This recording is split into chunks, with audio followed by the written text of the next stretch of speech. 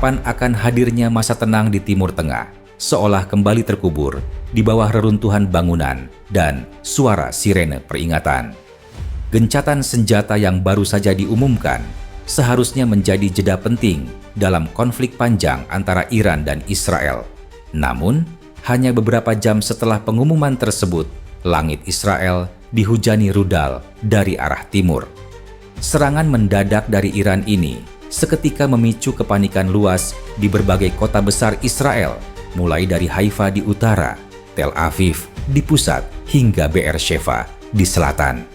Iran mengonfirmasi bahwa serangan ini adalah balasan atas serangan udara Israel sebelumnya yang menghantam beberapa infrastruktur penting di Teheran, termasuk pusat penelitian teknologi dan jaringan komunikasi militer.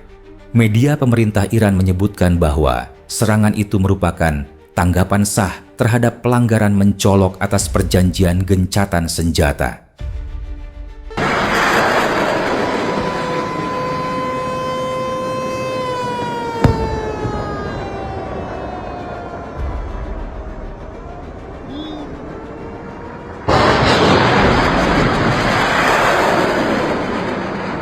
Di sisi Israel, suasana langsung berubah mencekam.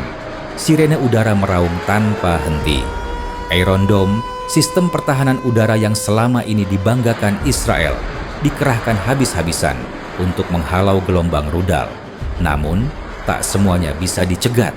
Beberapa proyektil berhasil menghantam permukiman warga, menyebabkan kehancuran dan korban jiwa. Laporan dari Layanan Darurat Nasional Israel mencatat bahwa hingga malam ini, waktu setempat, sedikitnya 7 orang dinyatakan tewas, 3 diantaranya anak-anak. Lebih dari 40 lainnya terluka, beberapa diantaranya dalam kondisi kritis. Rumah sakit di Tel Aviv, Ashdod, dan Netanya dipenuhi warga yang terluka maupun mereka yang mengalami trauma psikologis. Seorang warga Israel yang tinggal di pinggiran Tel Aviv mengaku sedang duduk bersama keluarganya menyaksikan berita gencatan senjata ketika tiba-tiba dinding rumahnya berguncang hebat. "Kami pikir ini akhirnya selesai, tapi kami salah besar," katanya sambil menahan tangis, berdiri di samping reruntuhan ruang tamu rumahnya yang hancur. Kejadian yang paling mengejutkan terjadi ketika sebuah jet tempur Iran terlihat menembus langit Israel dan menjatuhkan beberapa bahan peledak sebelum kabur ke arah timur. Aksi tersebut terekam oleh warga sipil dan menyebar cepat di media sosial. Banyak yang menduga ini adalah misi simbolik Iran, menunjukkan bahwa mereka mampu menembus pertahanan udara Israel dan melakukan serangan strategis langsung dari udara. Wow!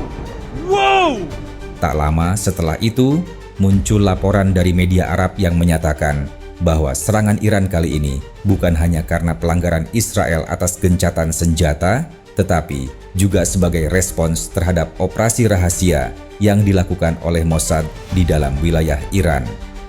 Operasi itu, menurut laporan tersebut, merusak salah satu jalur pasokan rudal penting di kawasan utara Teheran.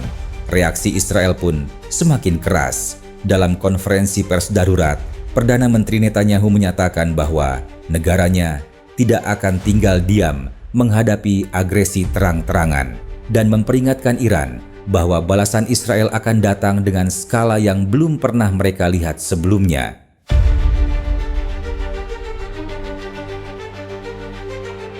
Tak lama setelah pernyataan tersebut, pasukan udara Israel melancarkan serangan balasan ke beberapa wilayah perbatasan Suriah dan Irak yang disebut sebagai jalur distribusi senjata Iran ke milisi proksi di kawasan tersebut. Serangan itu memicu ledakan besar di pangkalan militer yang dikuasai kelompok bersenjata yang didukung Iran. Namun, yang paling menggemparkan adalah pernyataan terbuka dari beberapa pejabat senior Israel, seperti yang dilaporkan oleh kantor berita Walla. Mereka menyebutkan bahwa Ayatollah Ali Khamenei, pemimpin tertinggi Iran, menjadi penghalang utama bagi perdamaian. Bahkan, tersiar ancaman bahwa jika Iran tidak menghentikan agresinya, Israel siap meluncurkan operasi militer ke jantung Teheran. Ayatullah Ali Khamenei berkata, "Saya sudah tua, tubuh saya tidak berharga. Saya hanya duduk di kursi menyaksikan perang ini. Jika Israel berpikir bahwa mereka akan menang dengan membunuh saya, itu adalah kesalahpahaman besar. Perang ini telah dilancarkan oleh pemuda Iran, dan mereka akan tetap tak terkalahkan, bahkan jika Anda membunuh saya. Itu tidak akan merugikan Iran. Iran didasarkan pada moralitas, dan Iran tidak memperbudak siapapun di dunia." قضایای غزه واقعا این باند تبهکار که بر فلسطین حکومت میکنن از حد گذروندن. تبهکاری واقعا از حد گذروندن. من به هیچ بیاد ندارم، سراغ ندارم اینجور حرکتی رو متعمدانه و با هدفگیری خاص مظلومین رو، کودکان رو، مریضا رو، خبرنگارا رو، بیمارستان ها رو، آمبولانس ها رو بزنن. یعنی واقعا این خیلی چیز عجیبی است. این خیلی شقاوت فوق العاده ای میخواد که این باند و این گروه تبهکار خبیث برخوردارن. به نظر من دنیای اسلام باید یه حرکتی بکن، یه کاری باید بکن.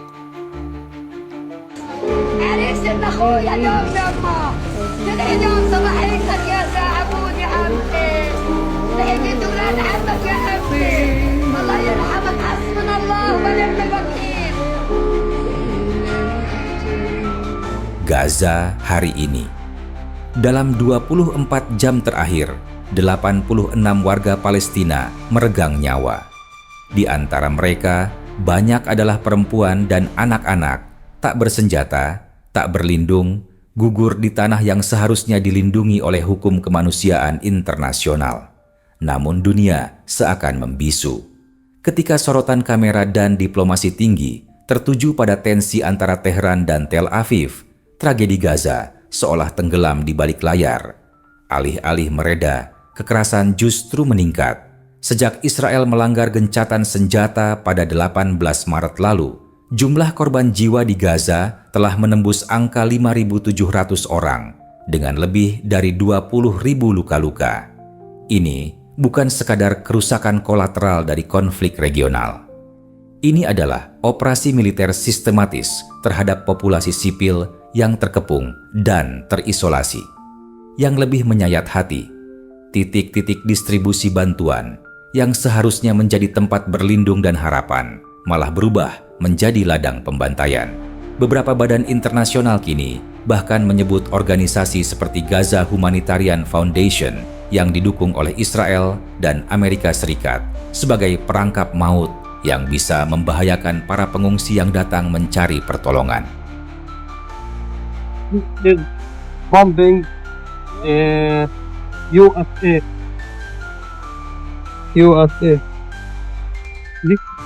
kill people, kill children. آمریکا شریک جرم قطعی جنایتکارانه. یعنی تو این جنایت دست آمریکا تا مرفق در خون مظلومان و کودکان و بیماران و زنها و اینها داخل شده و آلوده است. در واقع او داره به یک نحوی مدیریت میکنه این جنایتی رو که در غزه داره انجام میده. جانم شما اول بزرگ بشید، انشالله قدرتون بلند بشه، درس بخونید و عالم بشین و انشالله برای اسلام مفید باشید. 80-90 سالم عمر کنید بعدم شهید بشید. کار رو اونها شروع کردن و جنگ به راه انداختن. ما به اونها اجازه نخواهیم داد که از این جنایت بزرگی که انجام دادن خودشون رو سالم خلاص کنن. مسلم نیروی مسلح جمهوری اسلامی ضربه های سنگینی بر این دشمن خبیث وارد خواهد آورد. ملت هم پشتیبان ماست، پشتیبان نیروهای مسلح و جمهوری اسلامی به اذن الهی بر رژیم صهیونیستی فائق خواهد شد. ملت عزیز این رو بدونن و مطمئن باشن و خاطر جمع باشن که در این زمینه هیچ کوتاهی صورت نخواهد گرفت. و السلام علیکم و رحمت الله و برکاته. Come on, Iran, get the job done. Keep at it and at it, you know. If you haven't got enough money for the missiles, I'm willing to chip in a bit. I've got a few quid's going spare. I don't mind helping you. Come on, get the job done. Keep at it. Keep at it. Flatten it. You know what I'm talking about. Flatten it. Like Gaza was flattened. You get that job done. You get it done, kidder. Sort the buggers out. Teach them a bloody lesson. Yeah, I'm with you, Iran. You sort them out. Di panggung internasional, Israel terus menempatkan dirinya sebagai korban agresi Iran. Dunia diminta bersimpati, ikut menyuarakan dukungan terhadap hak mempertahankan diri. Tapi, di balik diplomasi yang mengilap itu, aksi brutal terus terjadi, terutama di Gaza, jauh dari kamera dan laporan resmi. Satu tangan menggenggam resolusi damai, satu tangan menekan tombol rudal. Inilah ironi dunia saat ini. Ketimpangan perhatian internasional menelanjangi wajah asli diplomasi modern, lebih mementingkan stabilitas geopolitik ketimbang nyawa manusia. Sementara meja perundingan disiapkan untuk menghindari perang besar antara dua kekuatan regional, Gaza menjadi ladang pembantaian yang terus membara. Warga sipil yang hanya berharap sepotong roti dan seteguk air justru ditembak saat mengantre bantuan. Rumah-rumah sakit penuh sesak, tenaga medis kewalahan, dan anak-anak menjadi korban paling tak berdaya.